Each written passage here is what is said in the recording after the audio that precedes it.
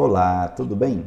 Continuando sobre análise dos enunciados da súmula do Superior Tribunal de Justiça, falarei agora do enunciado de número 614, o qual diz que o locatário não possui legitimidade ativa para discutir a relação jurídico-tributária de IPTU e de taxas referentes ao imóvel alugado, nem para repetir em débito desses tributos.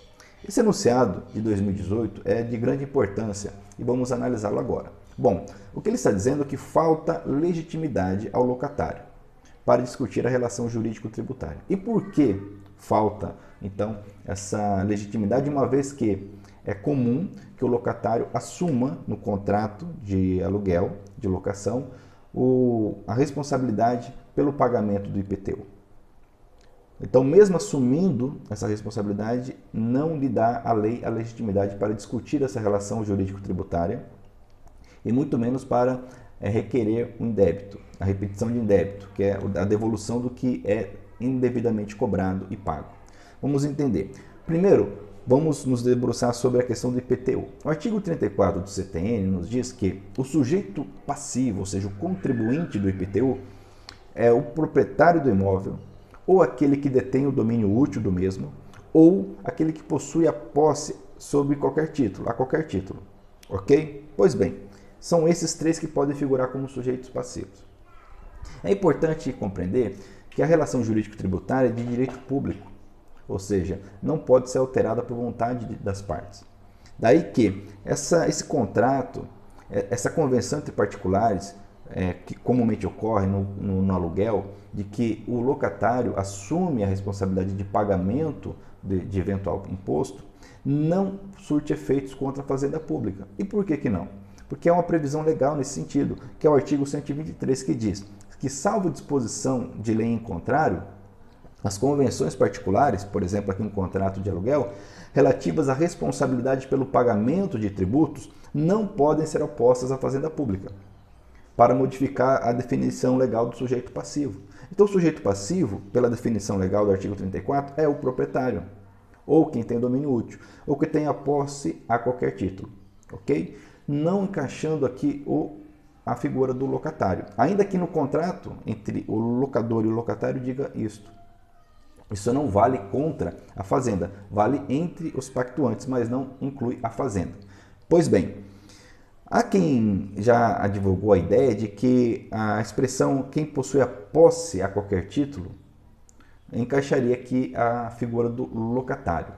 Mas o STJ entende que, para fins de contribuinte do IPTU, a posse requerida é aquela com animus domini, esse elemento especial, ou seja, a ideia, a compreensão da posse como dono, a exemplo do que ocorre para a configuração da usucapião, por exemplo.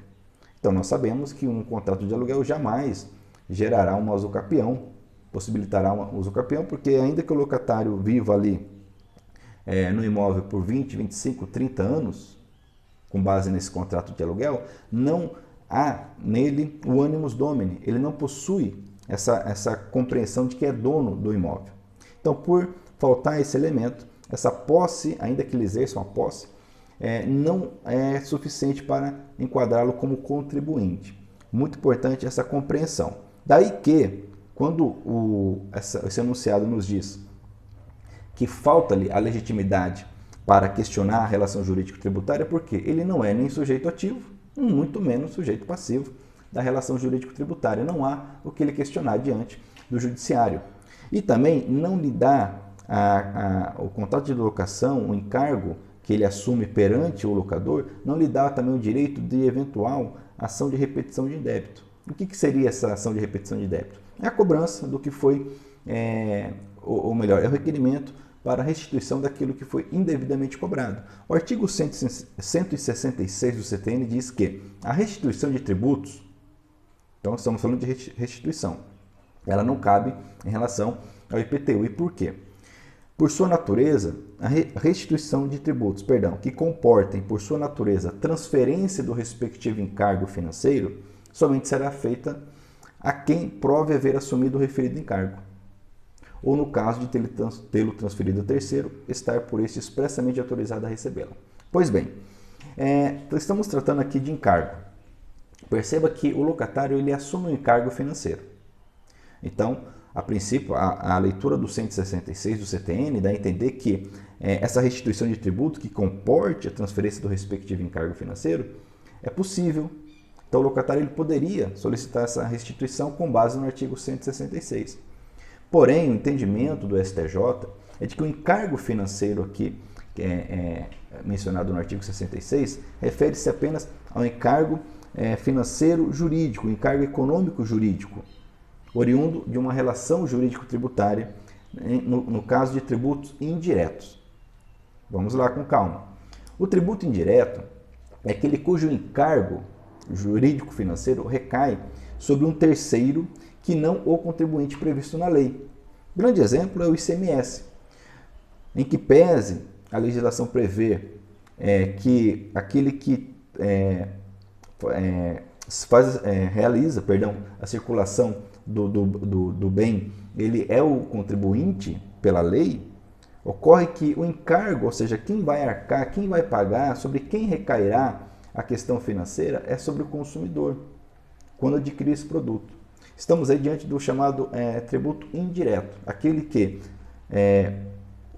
o contribuinte pode ser classificado como contribuinte de direito e contribuinte de fato. De direito é aquele que está previsto na lei e de fato é quem realmente arcará com a questão financeira. Então, o encargo jurídico financeiro do artigo 166, que autoriza uma repetição de débito, uma restituição, na visão do STJ, serve apenas para os tributos chamados indiretos. O IPTU é um tributo direto, ou seja, tributo em que o contribuinte de direito, ou seja, o que está previsto na lei, é o mesmo contribuinte de fato, ou seja, é o proprietário que arca diante da fazenda com o valor do tributo.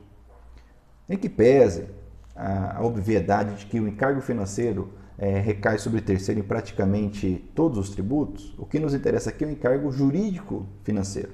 Ou seja, perceba que o locatário ele assume esse encargo financeiro não por determinação legal, mas porque ele pactuou com o locador, ou seja, ele teve a faculdade de escolher ou não. E a relação jurídica tributária nós sabemos que não envolve faculdade. A lei determina quem é o sujeito passivo, a lei determina quem é o contribuinte.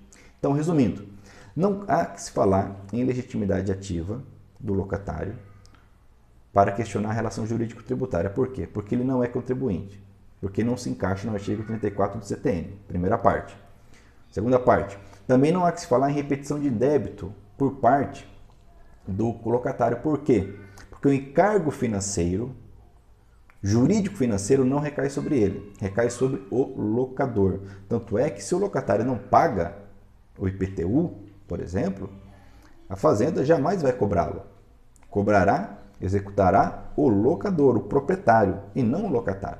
Então não há um encargo jurídico financeiro em relação a terceiro, mas somente em relação ao contribuinte previsto na lei. Ok? E o mesmo raciocínio, conforme a parte final do enunciado, 614, recai, é possível também em relação às taxas. As taxas aqui nos termos do enunciado, taxas referentes ao imóvel. Bom, exemplo de taxa referente ao imóvel, nós podemos citar a taxa de coleta de lixo, né, que é constitucional, conforme a súmula vinculante já determinou. Ok? E com isso nós concluímos essa análise sobre esse enunciado tão importante do STJ de número 614. Ok? Se você gostou desse vídeo, se ele trouxe compreensão, clareza, não deixe de curti-lo, de comentá-lo e compartilhá-lo. Também se inscreve no nosso canal porque sempre estamos postando comentários aos enunciados do STJ, do STF, do TSE, ok? E juntos, então, vamos crescendo, sempre ensinando um pouquinho e aprendendo muito. Ok? Até o próximo vídeo.